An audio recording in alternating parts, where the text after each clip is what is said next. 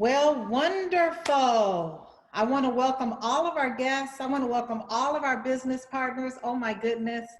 I've been so excited for this night to come. Finally, we've talked about this all month. For the month of July, our special guest, Dr. Ethan Russo. But before then, I want to just introduce our medical advisory board. We have on our panelist screen, and you can just give them a wave when I introduce you. We have Dr. Tyus Crawford Thomas, who is a family practitioner here in Chicago. She's part of our medical advisory board. We have Dr. Joyce Smith, who is our PharmD pharmacist here also in Chicago. We have also Shannon King, RN, is also with us. And Michelle Agnew, RN. Again, all of our medical advisory board offer alternatives to our patients. You know, offer a natural, organic alternative, which is cannabis, that you will hear more about tonight. So let me make sure I didn't leave anyone out.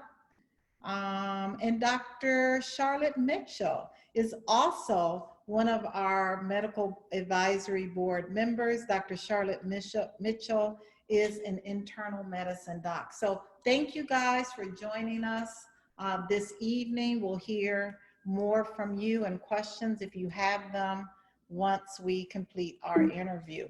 So I am Dr. Rita McGuire, and I am the Chief Medical Officer for Wakana. I'm also one of the co-founders. In the entire month of July, what we've done is we've looked at the clinical endocannabinoid deficiency. So the very first Wednesday in July, and don't worry, if you don't know what any of that means, you're going to hear more about it tonight from Dr. Ethan Russo. But the very first Wednesday, we kind of did an overview and really what the endocannabinoid system is and what it means to be deficient. The second Wednesday, we actually looked at one of the disease entities that make up the clinical endocannabinoid deficiency syndrome, and that is fibromyalgia. So we talked about fibromyalgia and how CBD can assist with symptoms that cause fibromyalgia. And then the third Wednesday, we looked at irritable bowel syndrome, and we looked at how CBD can assist those who suffer from irritable bowel syndrome. And then last Wednesday, we covered Parkinson's disease as it relates to the clinical endocannabinoid deficiency. So before I bring on our guests, I want to tell you a little bit about myself. Well, I'm a mom of 3 amazing adult children. Yay, they're adults. My oldest is Jacob, he's 29 years old. The middle child that's always making a face is Joshua, he's 24. And the baby girl, Hannah, is 22. So excited and proud to be a mom of 3 college graduates and 3 liabilities that are now out and off of my payroll. I am an obstetrician gynecologist. I've been practicing for over 30 years now, hard to believe. So yes, I'm still a practicing physician. I'm still doing hysterectomies and C-sections, but I've transitioned my gyne surgery to more cosmetic surgery. So doing more tummy tucks and liposuctions and things like that. So yes, I went from an OB-GYN that typically read a lot of our articles out of journals and publications to now a physician that totally is immersed with publications that talk about cannabis, that talk about the plant's medicinal properties, you know, from Time magazine all the way to Women in Weed, really helping to understand alternatives for my patients, because quite honestly, patients are looking for alternatives to their health right now. Patients are looking for alternatives that are natural, that are organic, and are affordable as well. So 3 years ago, I was introduced to CBD by the CEO of our company, Wakana. And honestly, I had never heard of CBD. In fact, the only thing I knew about cannabis was when I would smell something that smelled like cannabis on my children, right? Outside of that, they don't teach us anything about cannabis in medical school or even residency. But I was honored and privileged to be asked by the governor of the state of Illinois to testify for the legalization and taxation of adult use cannabis here in Illinois. So Illinois, we are the 11th state to accept the adult use. In fact, when I was introduced to CBD 3 years ago, I was introduced to the hemp side of the plant. Now I am a certifying physician for our medical program here, as well as I was the first physician in the state of Illinois to certify a patient in our opioid exchange program. So that's a program where patients, instead of filling that prescription for an opioid, they can actually get a temporary medical card to have an alternative to treat their pain. So excited to be a part of this industry. I'm an advocate for this plant. I've seen hundreds and thousands of patients already improve from the medicinal benefits of this plant. So last year, I was so excited to finally meet Dr. Ethan Russo in person. See, when I began my journey in this industry and with the plant, the cannabis plant, I would frequently email Dr. Ethan Russo, and I don't even know if he remembers me, that annoying physician and colleague, just emailing me because emailing him because I was fascinated with all of the research and all of the development that was going on behind this plant. So last year in September, I had the honor and privilege to speak at the Cannabis Science Conference in Portland, Oregon, along with Dr. Ethan Russo. In fact, Dr. Russo, I cannot find the picture that we took together, but we did take a picture with the Knox family. These are other colleagues that really are advocates with the alternative of giving their patients options and using cannabis. So I'm excited to bring up Dr. Ethan Russo. Dr. Ethan Russo is a board certified neurologist. He's a preeminent global medical cannabis expert.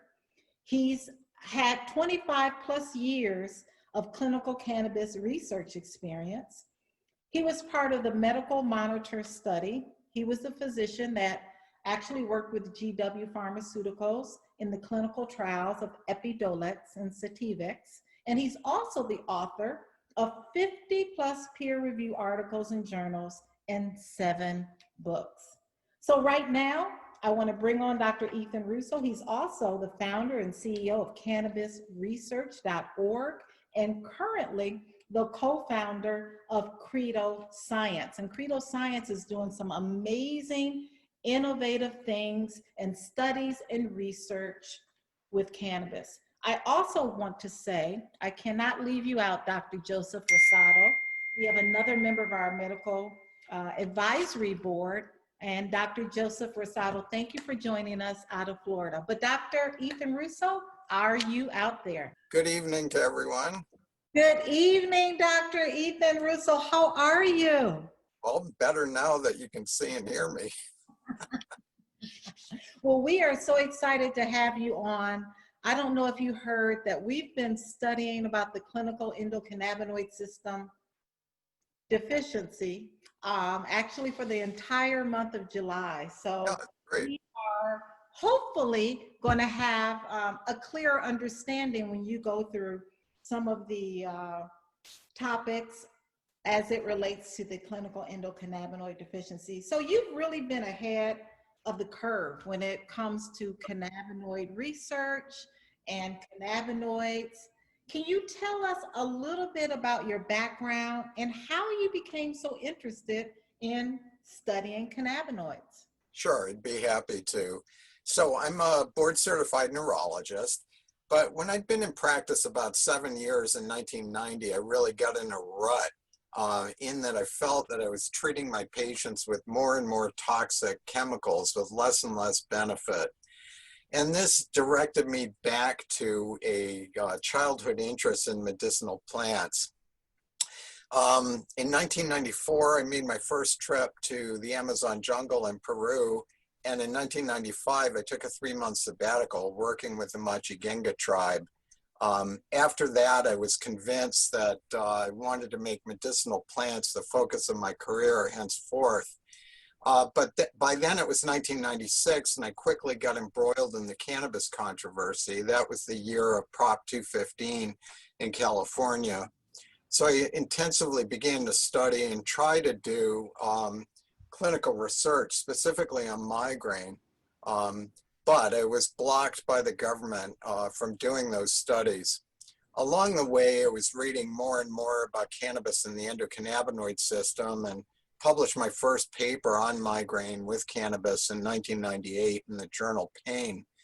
That was noticed by Jeffrey Guy, the founder and chairman of GW Pharmaceuticals, that went on to develop Sativex and Epidiolex. They asked me to be a scientific advisor. And then in 2003, I came on full-time for 11 years, and you mentioned that.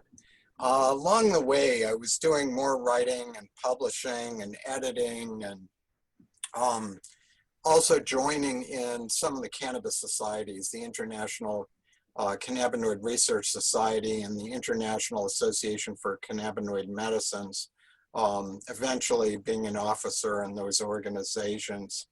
And subsequently, I've been in a couple of other private companies. And just this year with Nisha Whiteley, we've begun our own company, Credo Science. I'm afraid that in my prior companies, I didn't have the latitude that I felt I needed to pursue my own research interests. So we're trying to remedy that now. Very good. That's very good. I'm excited for you. Congratulations as it relates to Credo Science. Excited to be a part of that research in any way if I can. So let's move on to CBD. And let's talk about what is the significance of CBD? You know, how does it work in the body? Sure. Well, CBD has been known about for a long time. Its structure was actually figured out in 1963 by Professor Meshulam in Israel. That was the year before they managed the same thing with THC. But THC got all the attention, and for decades, CBD was sort of the redheaded stepchild. There were people that went so far as to say that it was inactive. They had all this wild psychoactivity with THC. CBD didn't do that, but there were people that remained interested, particularly Professor Meshulam. Also, Professor Carlini and his acolytes in Brazil did a great deal of study over the decades using CBD to treat anxiety, seizures, etc. And then again, in the late 90s, GW Pharmaceuticals was very interested in the CBD.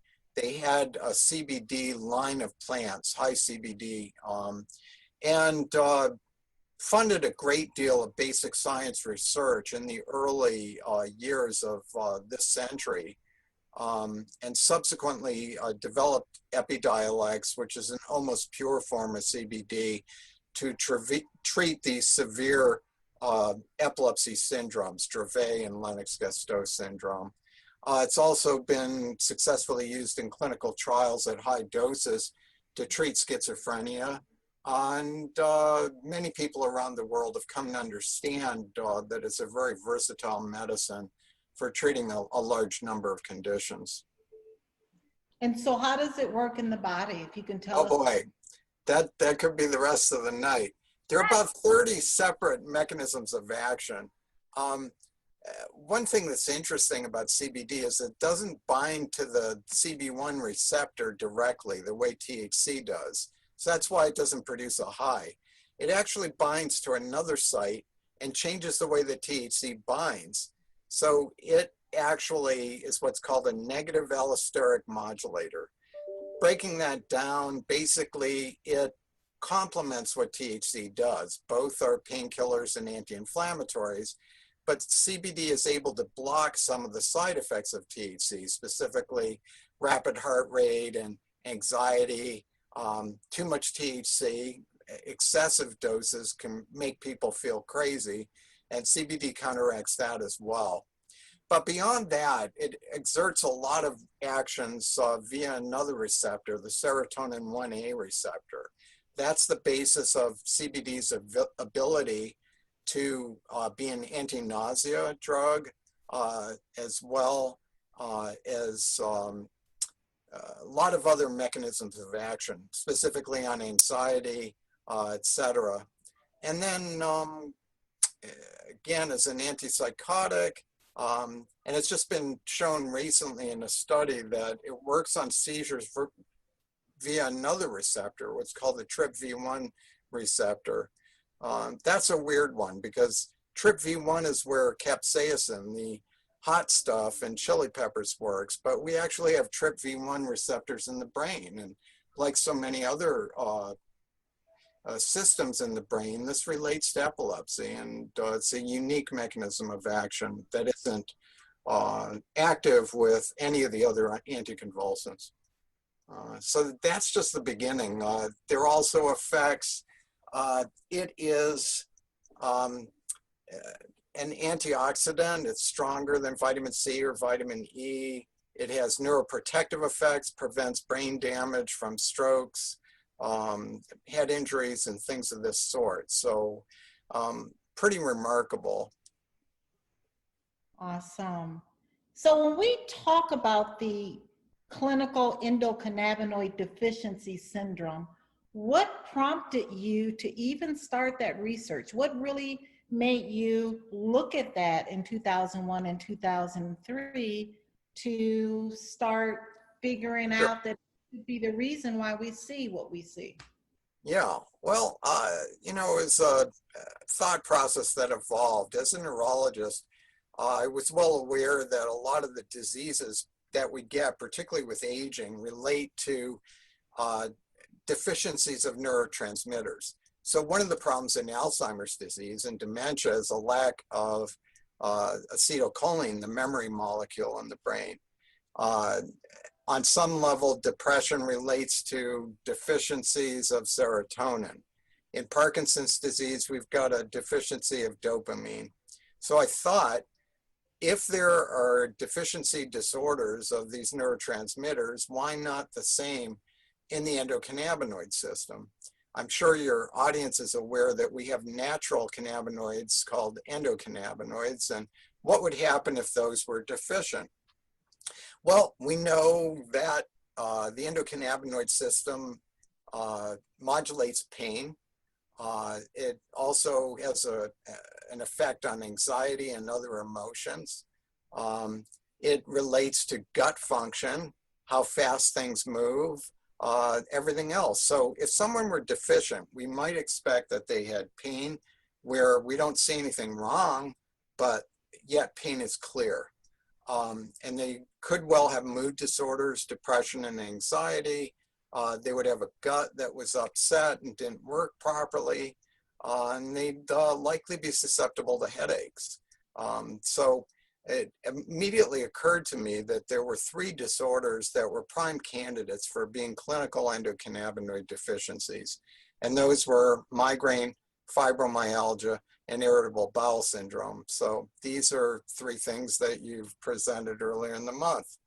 And these have a lot in common. When a person has a tendency towards one, they seemingly are quite susceptible to having one or both of the other 2. So these are what are called comorbid conditions.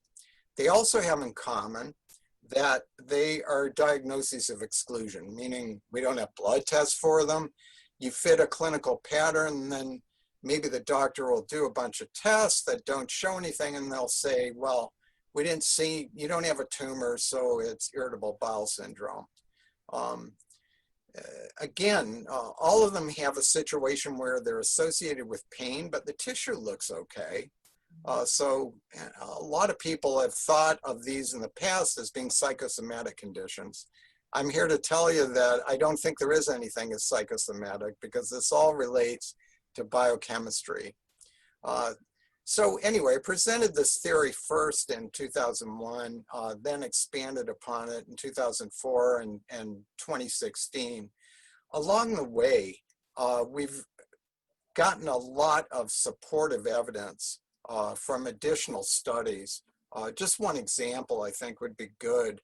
I had hypothesized that there would be a deficiency of endocannabinoids in migraine, and then a study was done in Italy in 2008 in which they took samples of cerebrospinal fluid that surrounds the brain and spinal cord by doing spinal taps, lumbar punctures, and they showed a remarkable difference between the low levels of anandamide, one of the endocannabinoids, in people with migraine versus people who did not have it.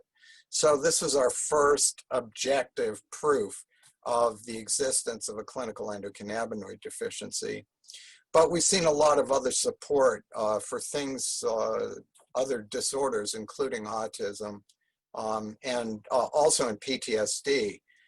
People who were exposed to the 9/11 catastrophe who developed PTSD also have been measured to have endocannabinoid deficiencies, as compared to people who were there but for whatever reason didn't develop post-traumatic stress.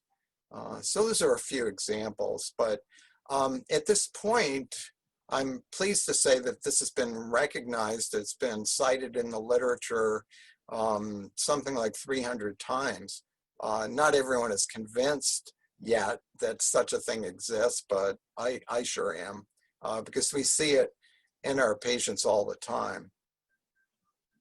Fantastic. When we talk about the clinical endocannabinoid deficiency syndrome, and we look at a lot of things that we're undergoing, the stress of the pandemic, social unrest, how does lifestyle and diet fit in to your endocannabinoid system being deficient? Sure.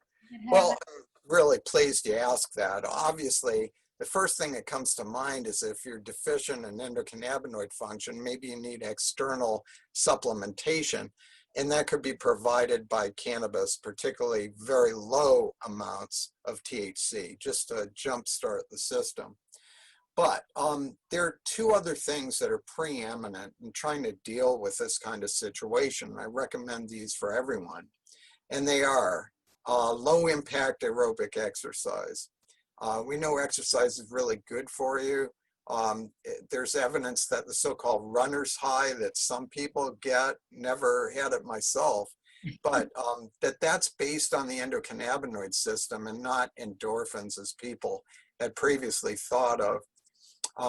So that's one. And the other is diet. My personal feeling is a great deal of this could be related to a lousy American diet. American diet, and I mean fast food, a lot of carbs, is very pro-inflammatory. Instead, we need to eat more like our forebears did, which would be a more anti-inflammatory profile, and particularly emphasizing probiotics and prebiotics. So most of our traditional cultures always had a fermented food that was part of their routine. And if you look at different cultures, it's almost always this kind of thing, almost anywhere you go in the world. So this relates to the so-called microbiome. These are the bacteria in the gut that have so much to do with proper nutrition, getting the right neurotransmitters from the gut to the brain and everything else. And then prebiotics are the foods that the feedstock for those good bacteria. And this includes things like a lot of vegetables with indigestible fiber, burdock, acacia, but a lot of green vegetables would qualify, and a lot of bitter substances that Americans just avoid for the sweet and the fat. But combination of prebiotics and probiotics, particularly in conjunction with an aerobic activity program, can likely significantly ameliorate a lot of clinical endocannabinoid deficiencies. And there are relationships to autoimmune disorders as well. We've seen an explosion of the latter. And people have said, well, it's just a matter of recognition. I don't think so. These things were distinctly rare in humans in the past and very common now. So yeah, stress is a factor, but I think a lot of this is based on diet and sedentary lifestyle. Absolutely. You know, when I was in medical school in the early 1990s, I think I saw only one patient with lupus. I mean, autoimmune diseases, you know, we just didn't see. Now we're seeing more and more prevalence of that. Tell me about the other part of the plant, terpenes. You know, we talk about terpenes on our certifications every month, and what is their role as it relates to the endocannabinoid system and improving our overall health? Sure. So terpenes are aromatic components of the plant. And they're actually what gives cannabis its characteristic odor. It's not the cannabinoids. They don't smell at all, oddly enough. They're produced in the same place, the glandular trichomes of the unfertilized female flowers. A lot of these would be very familiar to people. So any citrus fruit, if you take your thumb across the rind, you're releasing a lot of limonene. This is the lemon scent we think of, but it's also in oranges and limes. And they've got other components that change the smell so you can tell them apart. But limonene is a very strong antidepressant, mood elevator, and immune stimulant. So it's very complementary to what the cannabinoids do. One of the terpenoids called caryophyllene is also a cannabinoid. It's working at the CB2 receptor. That is the non-psychoactive receptor that's out in the body that relates to, well, it has an effect as an antifibrotic, it reduces pain, and it's also immunomodulatory. So that's a great example to use of the direct relationship. But otherwise, the terpenes are synergists that work with the cannabinoids in what we call the entourage effect. That would be the idea. You could think of THC and CBD as the soloists, and the terpenoids would be members of the orchestra. And hopefully, when they play together, you have a beautiful harmony. Very good. The entourage effect, which we've heard of many, many times. So my last question, as it relates to the clinical endocannabinoid deficiency, what would you say is the percentage of chronic illnesses that we see today when we include obesity, diabetes, heart disease, hypertension, all of the arthritis, be it osteo, rheumatoid? What percentage would you say is a direct correlation to the endocannabinoid system being deficient in endogenous cannabinoids that our body should be producing? Sure. Well, I'm not the only one to say that there is a role for the endocannabinoid system in almost any disorder because it's the great homeostatic regulator, the thing that keeps our physiology, how we work, in balance. And this applies to whatever system you want to name: digestion, emotion, cardiac function, sexual function. There's always a role and a modulating effect for the ECS. So this makes it much less mysterious why we find a role for cannabis in treating so many different disorders. And that's not to say that it cures everything. You know, it really can help many conditions, however, and that is a true statement. Very good. So thank you so much. We're going to just take some questions. I know I said I promised I wouldn't keep you long, but we're going to take some questions first from our medical advisory panel. If you have a question for Dr. Ethan Russo, you can unmute yourself. If you are an attendee, you can put your question in the chat box. I have one question, Dr. Russo. With all the research that's being taken place right now, how do you see cannabinoids or especially CBD, migrating into the mainstream of treatment for plans for patients that's suffering from the neuro disorders, such as like acute spinal cord injury. How do you see that going forth? And how long do you think it would be mainstream into the treatment plans? Yeah, well, thanks, Michelle. I think it's going to be a slow evolution. This is one of those things where the public gets it and is using CBD extensively already. And the knowledge has only transferred very slowly to the physician community. So this is still a new thing. As we heard previously, this is just not something that's taught in medical school to any degree. Not only do they not teach about cannabis, the endocannabinoid system, which is at the root of so important to how we function, isn't taught either. There's been real resistance to it. Basically, they say the curriculum's full and they don't have time. So I think it's going to be a slow evolution.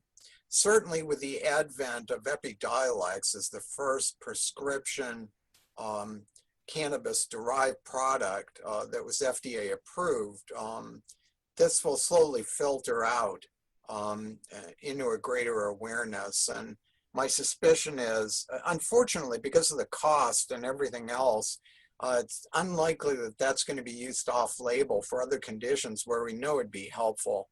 And that could be so many things, the most obvious being treatment of schizophrenia. But as a pure compound, the doses that they require are very high and really adds to the cost. Something I should mention about CBD is it is really versatile, but it's not particularly potent. That means that we need a higher level of number of milligrams to treat the average condition. And my bias is that it works better with the full panoply of other chemicals in cannabis. So I'm a proponent of whole plant extracts, especially. In terms of spinal cord injury, I think CBD could be a useful adjunct, but the real value seems to come from THC in that instance, particularly dealing with the spasticity, the muscle tightness that is one of the major impediments after a spinal injury. Also treating pain, you really need both, ideally. THC is the more effective at pain at lower doses, and the CBD is always really helpful in reducing the side effect profile of THC so that it is a better medicine. What we call it is increasing the therapeutic index. That means the dose that you can get to before side effects appear. So thanks.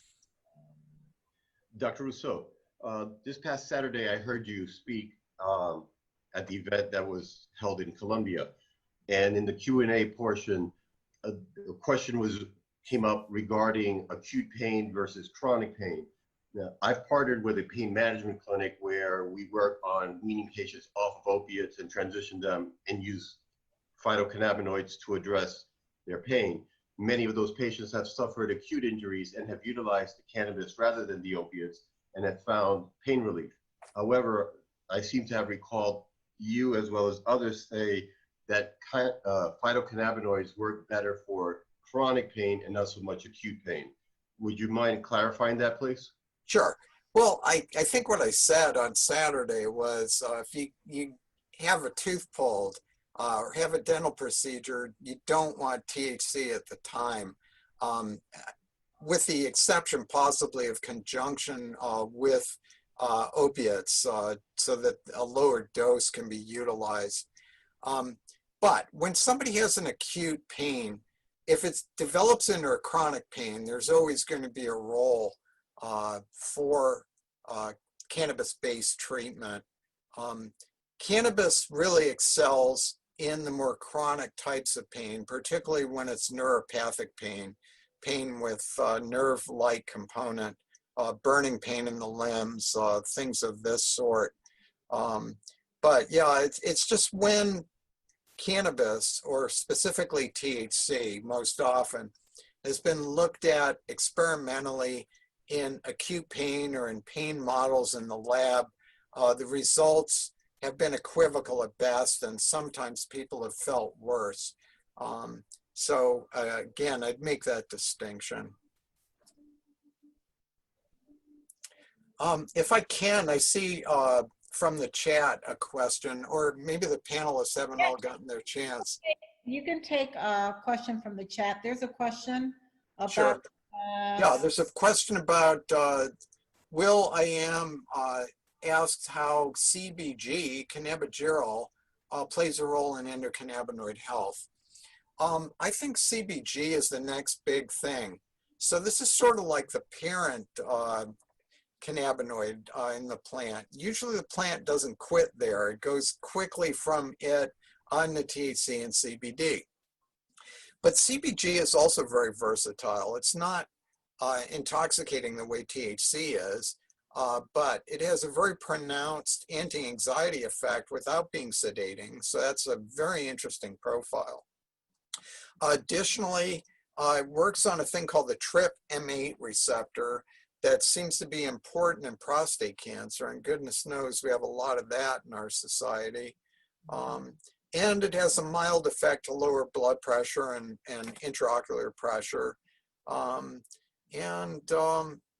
has a muscle relaxant effect, again, without producing weakness. So I see this as being potentially the next big thing.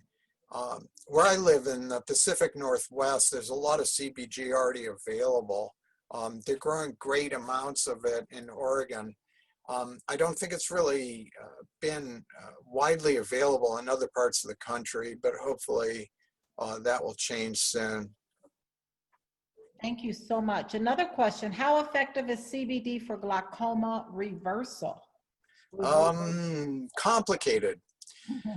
THC is the agent that primarily is useful in reducing intraocular pressure. CBD actually doesn't change the pressure. However, glaucoma isn't just about pressure in the eye. It actually is a neurodegenerative disease of the retina, which is part of the brain. My feeling is that a good program for glaucoma would include both THC and CBD. And we would want the CBD for two reasons: to reduce the side effect profile of THC, and additionally as a neuroprotective agent that might slow down the degeneration of the retina that accompanies chronic cases of glaucoma. Thank you. Another question about autism and CBD. Again, that one's complicated. My colleague Bonnie Goldstein has tremendous experience with this, and I'm going to go with her recommendations. She finds that low doses of CBD sometimes have a paradoxical effect, which is to say that it may make affected children more excitable. And she finds that higher doses are needed, at least 50 milligrams twice a day. And autism isn't one thing, it's a spectrum disorder that we see in a bunch of different contexts. And so it often is the case that a lot of experimentation is needed. THC has a more pronounced effect on its own. Again, both may be a good thing.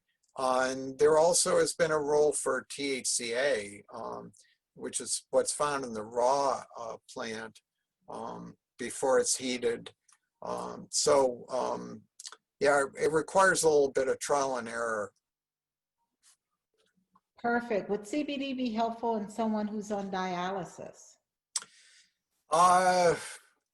It is not going to reverse the process. However, it can be very good in reducing associated symptoms, including anxiety, itch, sleeplessness, pain, the kinds of things that accompany renal failure, particularly in diabetic patients. There are lots of aspects of diabetes where cannabis-based treatment is going to be helpful. Wonderful. CBD and COVID-19. Tough one. Yeah, really the answers aren't in yet. There've been a couple of studies I can talk about. One was a study in Canada. It was available as a preprint. I don't think it's still been formally published and subject to peer review. This is a little complicated, but I'll try and run through it. What they looked at was cannabis extracts with CBD in them. And there were different ones. And they noted that some of the extracts were able to lower the amount of the ACE2 receptor, which is where the virus binds to get into the cells. However, it didn't relate to the concentration of CBD in the extracts. So I think it was something else. Plus, I don't think that we have proof yet that lowering the number of receptors prevents infection. Maybe it does, but I don't know that that's been proven. And then there's work in Israel that was in the news. Again, I haven't seen the study, but it was some combination of CBD and terpenoids together was reported to be beneficial. As are more effective than dexamethasone, the steroid that's been used to treat severely affected patients with a cytokine storm. Now, I will say, on a theoretical basis, we've got a lot of reason to think that CBD could be helpful in those severe situations, but I'm really hesitant to say that this is proven. We really need more evidence in real life from patients to know that. And because this isn't going to be freely available in hospitals where the more severe cases will be seen, it's going to be a hard thing to establish. Yeah, it's intriguing at this point, but that's about the most we can say. Wonderful. We're going to take one last question because I have a question. Yes. Hi. I find that there's been a trend with people that typically use high THC, and there's been a trend with them buying more CBD. What would you really attribute that to? Because they're not getting the high that they're getting with THC. So what would you attribute this trend to? I think that they're health conscious and they are trying to treat something. Certainly nobody takes CBD to make them feel good. They may be taking it to make them feel better in terms of symptom reduction. But, you know, traditionally we've heard that CBD is a buzzkill.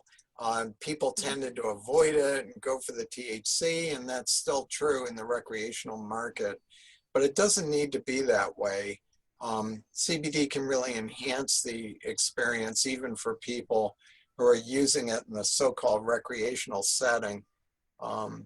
So again, hopefully we're going to see an evolution as people understand more of the potential of the plant and different combinations to enhance their lives. So hopefully we'll see that. Thank you. Wonderful. So they're asking about dialysis and pancreatitis.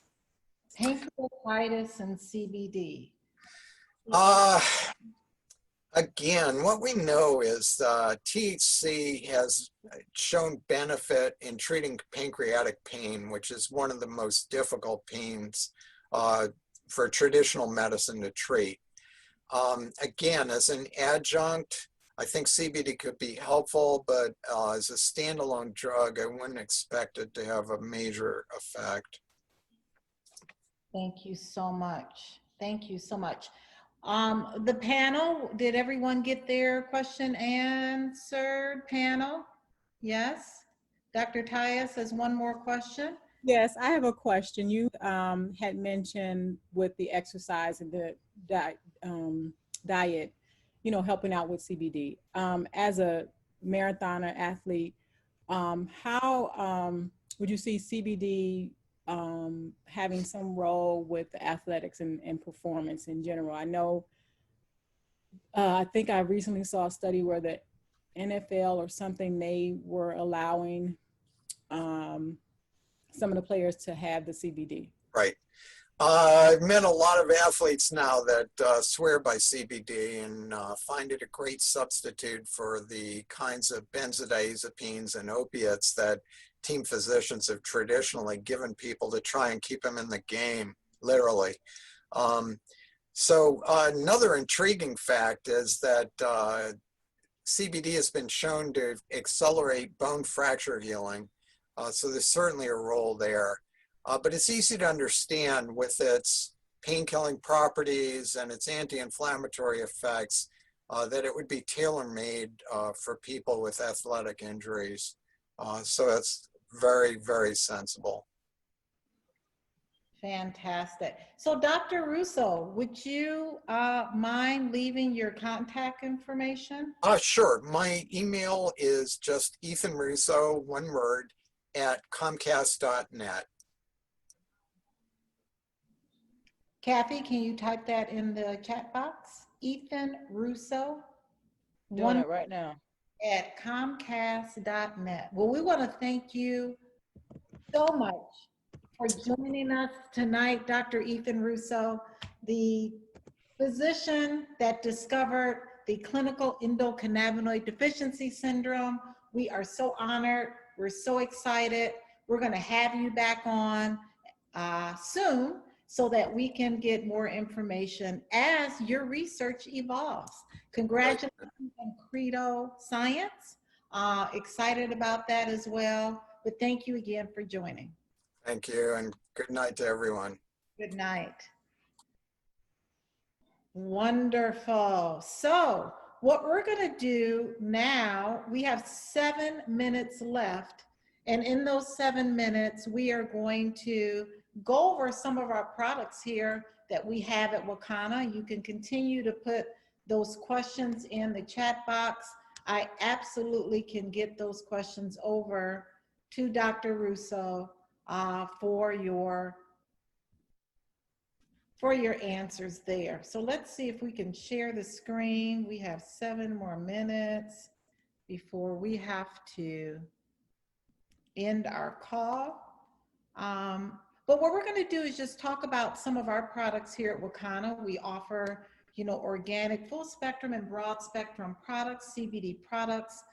The FDA disclaimer just states that these products have not been approved by the FDA. So if you're pregnant, nursing, on medication, please consult your physician prior to using cannabis products. So our product line, again, the power line with the black labeling is our full spectrum product. That means it contains the terpenes we talked about, the CBD, the CBN, the CBG, also the CBC, as well as the legal limit of THC, which is 0.3% or less.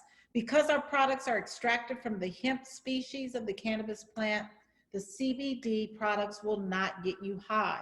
You will not get a paranoia. You will not get a euphoria, but it will help you to be less anxious, more calm, the ability to deal with all of the things that we're dealing with this pandemic, social unrest, etc. Then our pure product line is our broad spectrum line.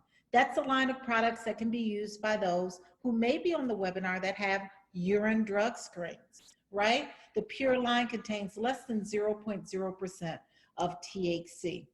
What is critical in this marketplace are certificates of analysis. Certificates of analysis allows all of our customers to feel very comfortable that what is in the bottle and on the label is true. So our certificates of analysis are full panel. They will let you know about the pesticides, heavy metals, any microbiological contaminants. All of these things are critical. Why? Because you can find CBD products at the gas station, at the smoke shop, at the video store. So you want to ensure that your product is safe and effective. Even the potency, the milligram for milligram, should be available on every product when you're looking at a CBD product. So let's look at our tinctures. Tinctures are products that you use under the tongue. They're oils. And it's important when you use a tincture that you hold it for 60 seconds before you swallow. So we have 3 tinctures. We have our Hempranium MD, which is 750 milligrams of CBD in a 15 ml bottle. This is a great product for those who have severe challenges that they're trying to address. And then our 500 milligram, which is a tincture that has a proprietary formulation. We've enhanced our CBD with black seed, turmeric, and peppermint. Those are 3 USDA organic essential oils to help enhance the anti-inflammatory and antioxidative properties of the CBD. And then we have a pure, our broad spectrum tincture that allows those who have random drug screens to use as well. This is a 300 milligram in a 15 ml bottle. Our pure products have a special delivery mechanism. It's called nanotechnology. Nanotechnology allows the CBD molecule to become more water soluble, which it makes it more bioavailable to the cell. So this is a product that's 98.7% bioavailable. So when you're introducing CBD to your host, to your body, it's important to start low and slow. I recommend 3 drops in the morning and 3 drops in the evening. That's a great way to start. That'll give you between 10 and 12 milligrams of CBD on a daily dose. More is not better, right? We also have topical products. Topicals offer local relief and offer faster relief for those who are looking for those, let's see, something happened. My slide just, it offers local relief to those who have those achy joints and muscles. In fact, I use the topical before I work out. I use it at night, so I'm not in any discomfort when I'm trying to sleep. Our topicals come in a oil-based form, Dr. Rita's Rub on the left, and then a cream form, the 2 on the right.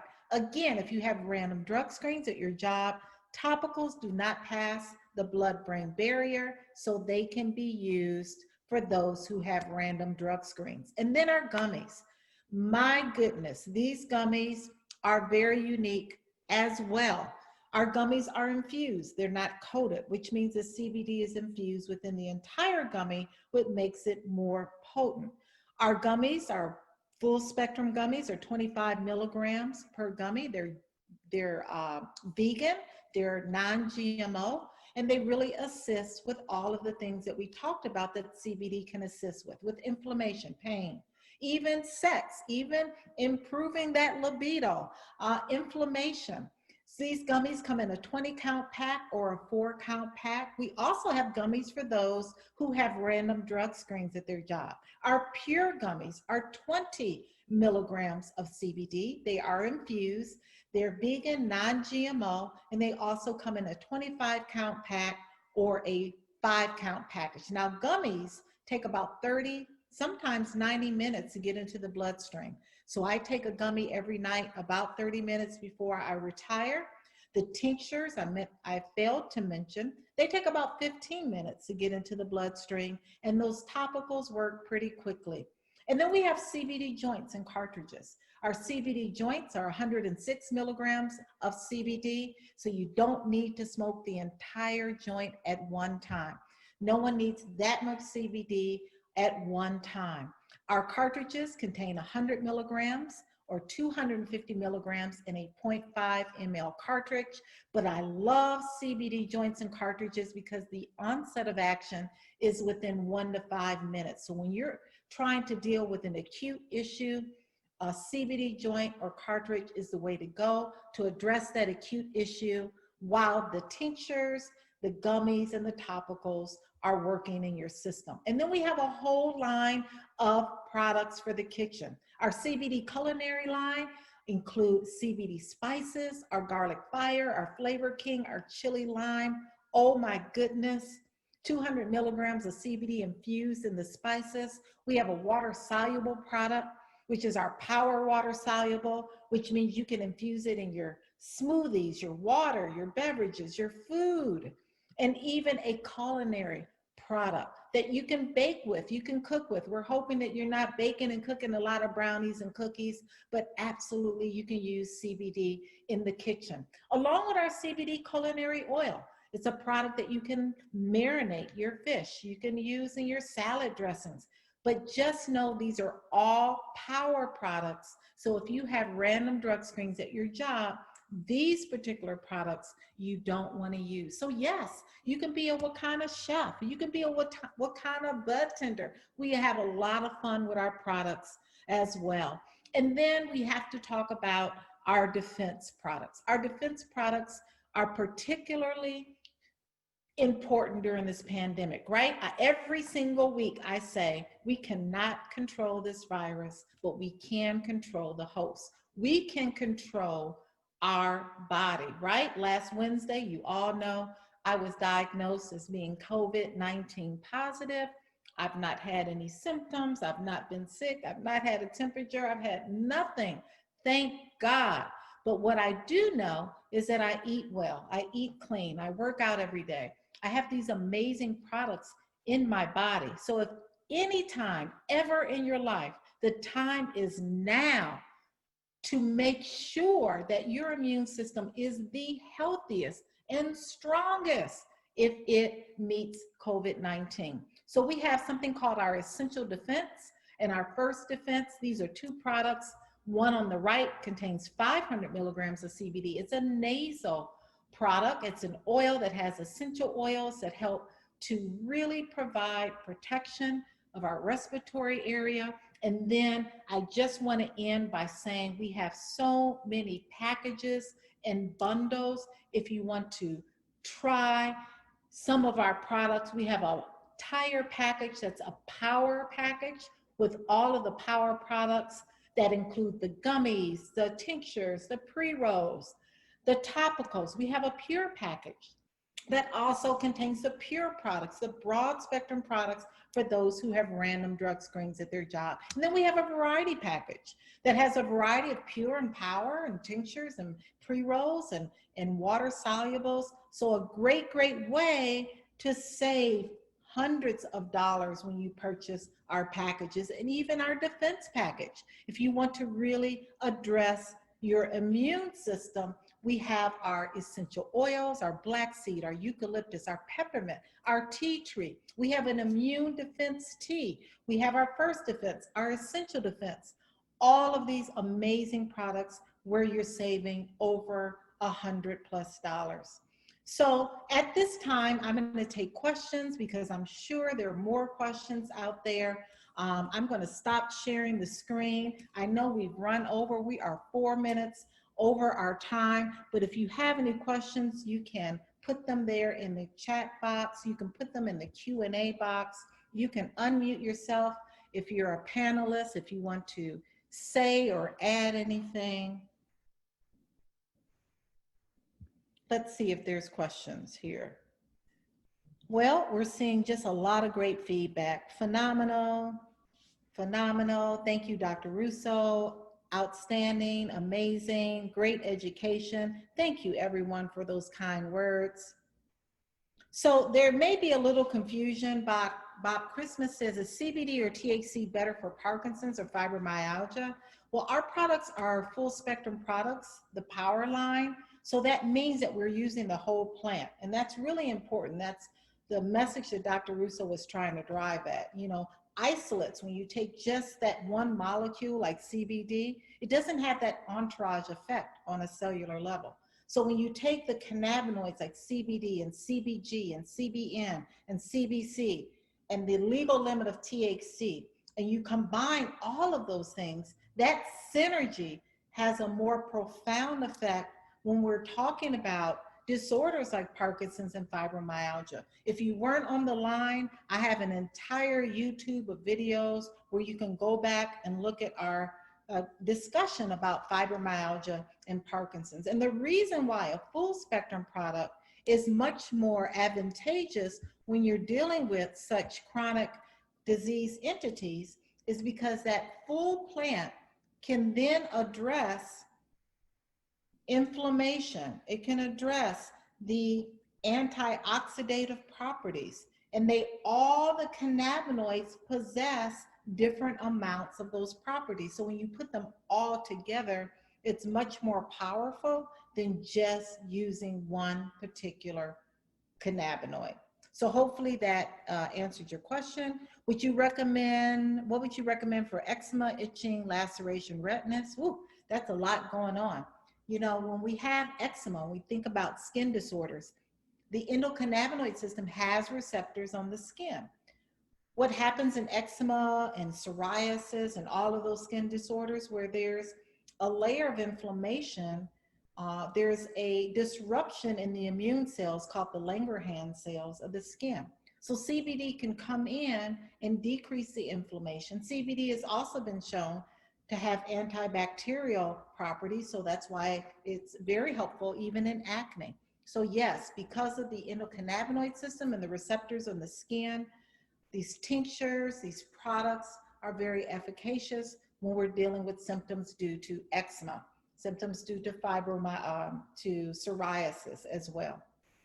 Thank you so much, Dr. Rita. Glad you have a strong immune system. Yes, thank you. I am so happy. Yes, yes, yes. CBD helps with the libido. Again, the endocannabinoid system has receptors in every single organ and gland in our body, including the reproductive organs and glands.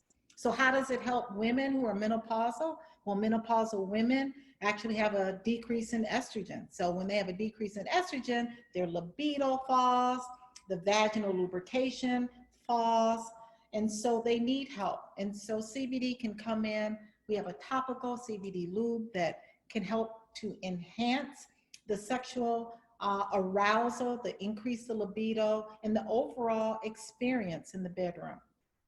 So I'm going to take one last question because I don't want to keep it past 9:10. Yes. Dr. Rita, there's a repeat question in the answer of the Q&A session about diabetes and its safety. Oh, so diabetes. So diabetes, again, is a chronic illness that is along with obesity, hypertension, and heart disease, the arthritis. They all have a common denominator of inflammation. So we have inflammation around what we call the beta cells of the pancreas. And the pancreas is the organ that produces insulin. So when we see type 1, specifically type 1 patients, they're insulin resistant. Those beta cells can't produce that insulin. Type 2 diabetics, that insulin resistance comes from the inflammation of the beta cells. So if we can reduce inflammation, that is number one key to reversing a lot of these chronic illnesses that involve inflammation. So CBD is an anti-inflammatory. It helps to reduce inflammation in our body. You couple that with Dr. Russo, you know, you heard him, with a diet that's anti-inflammatory, with fresh fruits and vegetables. You combine that with exercise. You combine all of that with CBD, that's when it becomes magical. That's when the CBD can really get into the system and work, right? So you can't continue to eat fried chicken and cookies and cakes and take CBD and think that your diabetes is going to get better. It probably will get a little better, but it's much more advantageous to really look at your diet, look at the foods you're eating that increase inflammation in your body, reduce the inflammation, get active. The CBD products will decrease the inflammation, and then you have magic that happens. That's a real entourage effect that's going on. So that's how CBD works with diabetes. That's how CBD works with all of these chronic illnesses that we're seeing today that involve inflammation, your lupus, your fibromyalgias, your depression, your anxiety, your insomnia. All of these have a common denominator of inflammation. So let's get the inflammation down and we can really have the quality of life that we deserve. Any other comments? Well, thank you so much for being patient tonight. You guys were amazing. We are so excited because Dr. Joseph Rosado has agreed to be one of my guest speakers. He is amazing. He's in the cannabis industry, research, everything. He has just been another mentor of mine out in Florida. So have an amazing evening. We will see